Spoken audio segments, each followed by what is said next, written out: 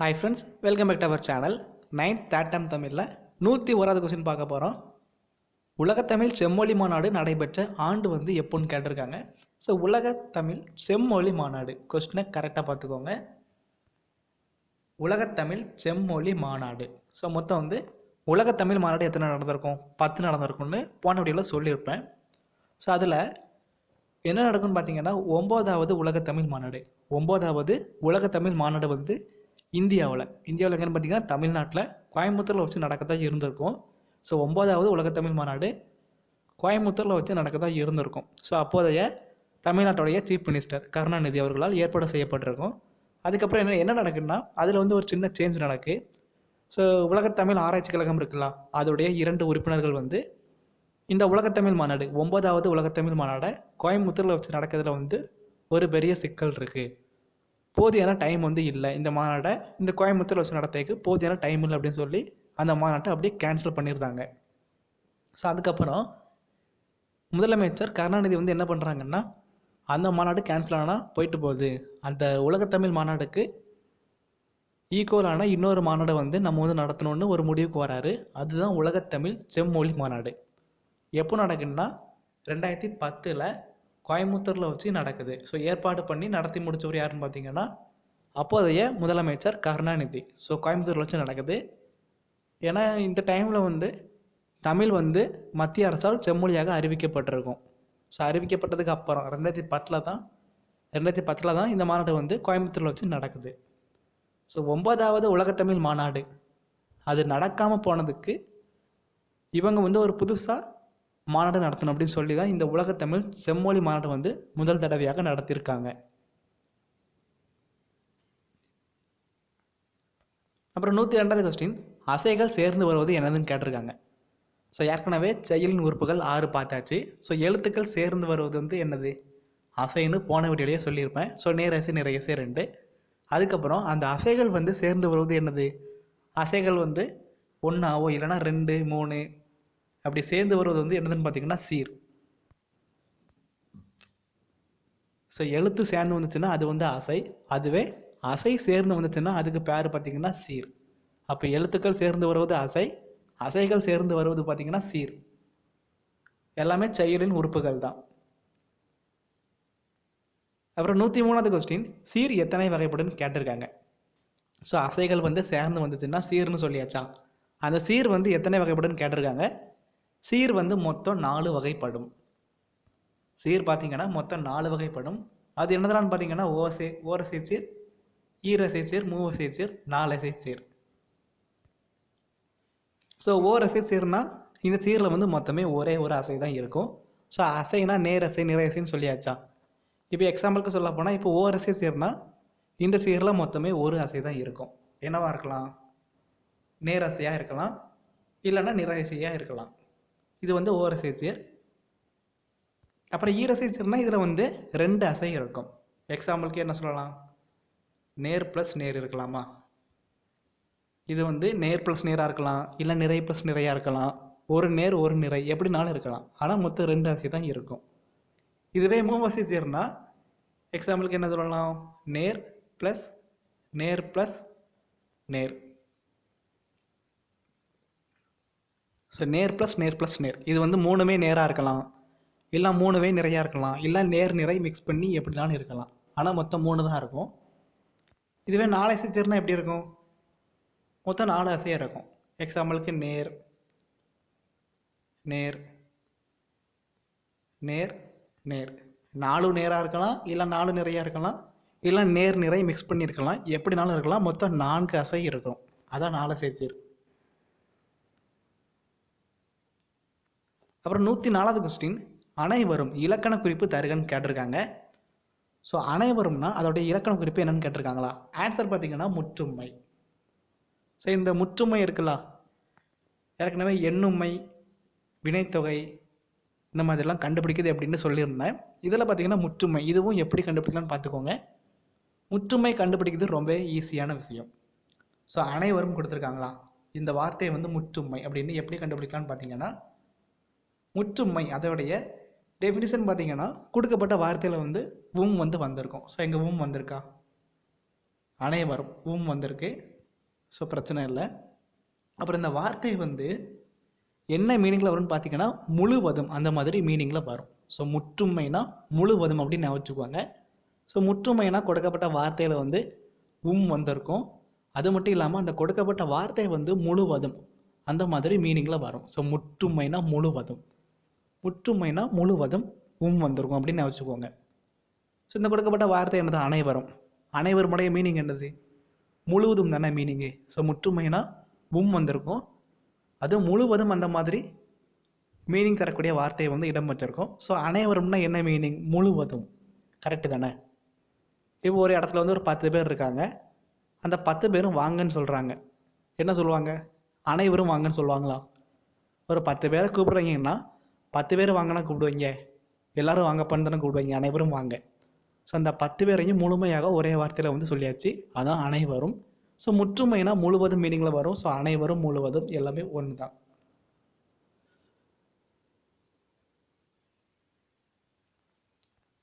புரியுதுக்காண்டி example வச்சுருக்கேன் பார்த்துக்கோங்க. இது எல்லாமே முற்றுமை வார்த்தைகள் தான். ஸோ முத்தமிழும் எல்லாமே வந்துட்டா, முத்தமிழும்னா 3 தமிழும் வந்துட்டு, ஸோ எல்லாமே முழுவதும் வந்துட்டு. அப்புறம் முப்பழம்னா 3 பழம் முழுவதும் வந்துட்டு. அப்புறம் மூவேந்தர்னா 3 வேந்தருங்கள், இதுலேயும் அனைவரும். ஸோ முழுவதும் வந்து இந்த வார்த்தையில் வந்துட்டா. ஸோ இப்படி முழுவதும் அந்த மாதிரி மீனிங்கில் வரது பார்த்திங்கன்னா முற்றுமையாக இருக்கும்.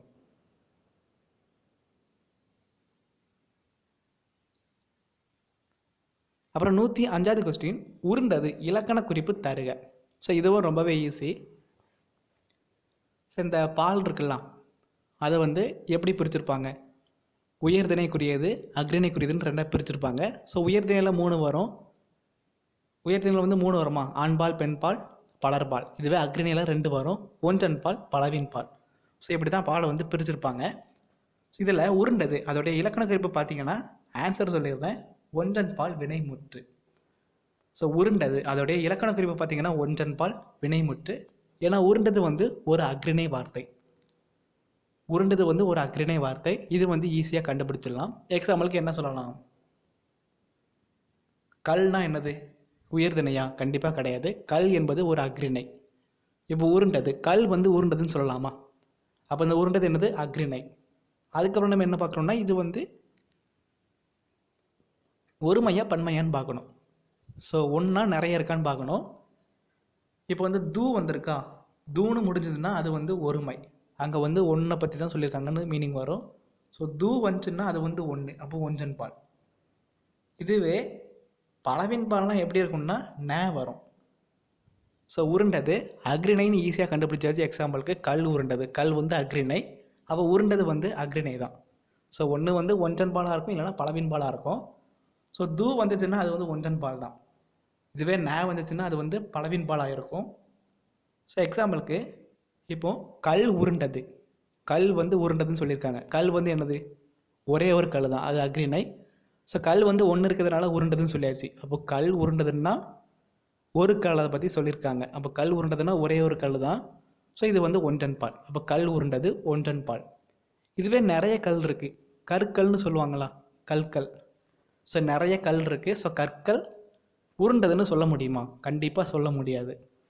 ஏன்னா கற்கள் வந்து ஒரு பன்மை, நிறைய கல் இருக்குன்னு வருது, அதை வந்து உருண்டது அப்படின்னு சொல்ல முடியாது. ஏன்னா உருண்டது பார்த்திங்கன்னா ஒரு இதை வந்து மீன் பண்ணி வரும். கல் உருண்டது, ஒரு கல் உருண்டது, அது முடிஞ்சு போச்சு, ஒன்றன் பால் வினைமுற்று. அதுவே கற்கள் உருண்டனன்னு சொல்லணும். ஸோ கற்கள்லாம் நிறையா இருக்குது, உருண்டனை அது வந்து பன்மை. ஸோ கல் உருண்டதுன்னா ஒன்றன்பால் வினைமுற்று. அதுவே கற்கள் உருண்டனா பலவின்பால் வினைமுற்று. ஸோ தூ வந்துச்சுன்னா ஒன்றன்பால் வினைமுற்று, கரெக்டாக பார்த்துக்கோங்க. இதுவே நேனா பலவின்பால் வினைமுற்று. ஸோ கல் மட்டும் தான் சொல்ல முடியுமா? மாடும் அக்ரிணை தானே. ஸோ மாடு வந்ததுன்னா ஒன்றன்பால் வினைமுற்று, மாடுகள் வந்தனா பலவின்பால் வினைமுற்று, எப்படினாலும் சொல்லிக்கலாம்.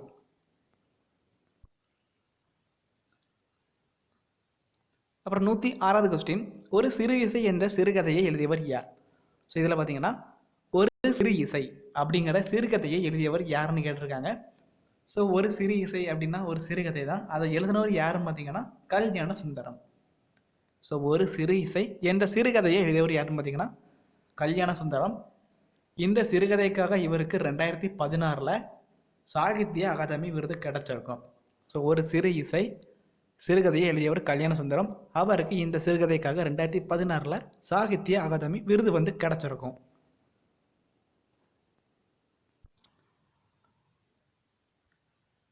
அப்புறம் 107வது கொஸ்டின், மலர் என்பது டேஷ் சீரின் வாய்ப்பாடுன்னு கேட்டிருக்காங்க. ஸோ மலர் என்பது டேஷ் சீரின் வாய்ப்பாடுன்னு கேட்டிருக்காங்களா? ஆன்சர் பார்த்தீங்கன்னா ஓவரிசை சீர்.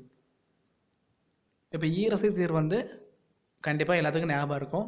நேர் நேர் என்னது தேமான்னு சொல்லுவாங்களா? ஸோ நேர் நேர் 2 அசை வந்திருக்கு, அதோடைய வாய்ப்பாடு வந்து நேர் நேர் தேமா. ஸோ இது வந்து ஈரசை சீர். அதே மாதிரி மலர் வந்து எந்த சீரின் வாய்ப்பாடு பார்த்தீங்கன்னா ஓரசை சீரின் வாய்ப்பாடு. ஸோ ஓரசை சீரின் வாய்ப்பாடு தான் மலர். ஓரசை சீர்னா என்னது இருக்கும்? ஒன்லி ஒரே ஒரு அசை தான் இருக்கும்.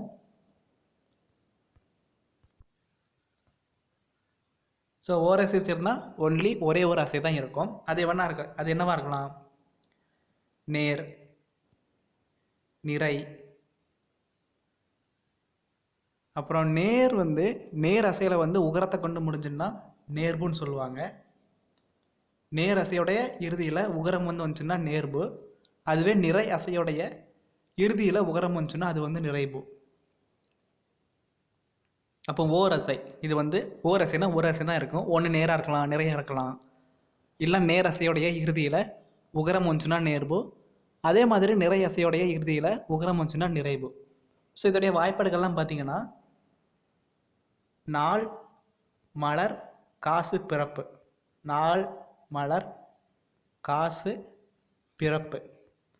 ஸோ இதுவும் முக்கியமான கொஸ்டின் பார்த்துக்கோங்க. ஸோ ஓரசை சீரில் வந்து நேர் வந்துச்சுன்னா அதோடைய வாய்ப்பாடு நாள், நிறை வந்துச்சுன்னா அதோடைய வாய்ப்பாடு வந்து மலர், நேர்வு வந்துச்சுன்னா அதோடைய வாய்ப்பாடு பார்த்திங்கன்னா காசு, நிறைவு வந்துச்சுன்னா அதோடைய வாய்ப்பாடு பார்த்திங்கன்னா பிறப்பு. ஸோ நாள், மலர், காசு, பிறப்பு இப்படி வாய்ப்பாடுகளை வந்து வந்துச்சுன்னா அது வந்து ஓரசை சீராக தான் இருக்கும். ஸோ அப்போ மலர்னா என்னது? ஓரசை சீர். மலர் வந்து அதோடைய அசை என்னது? நிறை. நிறை அசை வந்துச்சுன்னா அது வந்து மலர், அதோடைய வாய்ப்பாடு.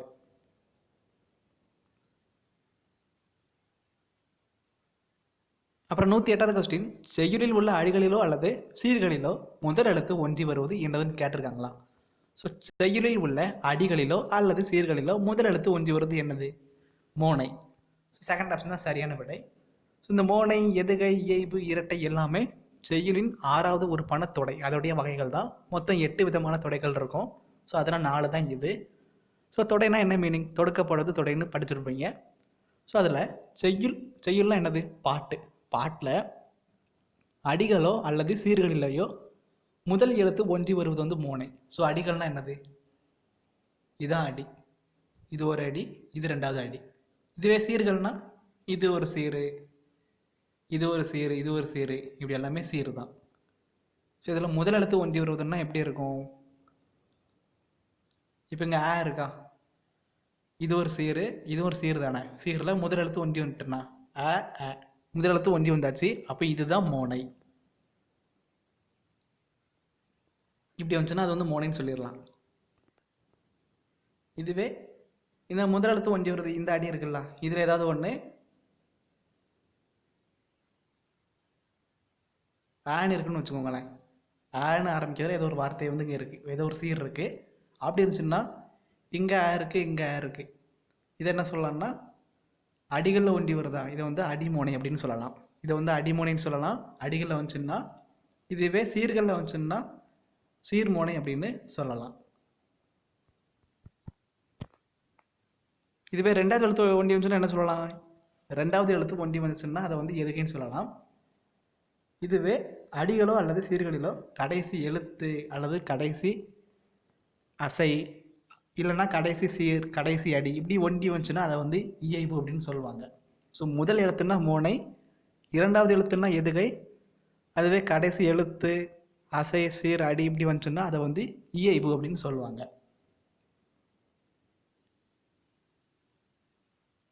அப்புறம் 109வது கொஸ்டின், உலகத்தமிழ் மாநாடுகள் இதுவரை இந்தியாவில் எத்தனை முறை நடந்துள்ளது? ஸோ உலகத்தமிழ் மாநாடு மொத்தம் 10 நடந்திருக்குமா? அதில் 3 வந்து இந்தியாவில் நடந்திருக்கும். இந்தியாவில் எங்கன்னு பார்த்தீங்கன்னா நம்ம தமிழ்நாட்டில் தான் நடந்திருக்கும் அந்த 3 உலகத்தமிழ் மாநாடுகளும்.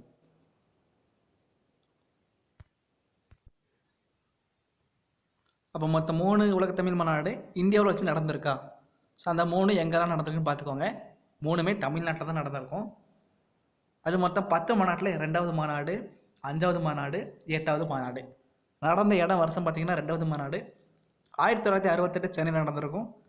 5வது மாநாடு 1981 மதுரை. 8வது மாநாடு பார்த்தீங்கன்னா 1995 தஞ்சாவூர். ஸோ மொத்தம் 3 உலக தமிழ் மாநாடுகள் இந்தியாவில் வச்சு, அதுவும் தமிழ்நாட்டில் வச்சு நடந்திருக்கும். மொத்தம் 10 நடந்திருக்கு, அதையும் லைட்டாக பார்த்துக்கோங்க. அப்புறம் 110வது கொஸ்டின், பிடி என்பது என்ன? ஸோ பிடி என்பது என்னன்னு கேட்டிருக்காங்க. ஸோ இதுவுமே ரொம்பவே ஈஸியான கொஸ்டின் தான். பிடினா என்னதுன்னு பார்த்தீங்கன்னா பெண் யானை. ஸோ பிடினா பெண் யானை. ஸோ 4th ஆப்ஷன் தான் சரியான விடை. ஓகே ஃப்ரெண்ட்ஸ், இந்த விடையை பிடிச்சிருந்தா லைக் பண்ணுங்கள், ஷேர் பண்ணுங்கள். Bye friends, thank you.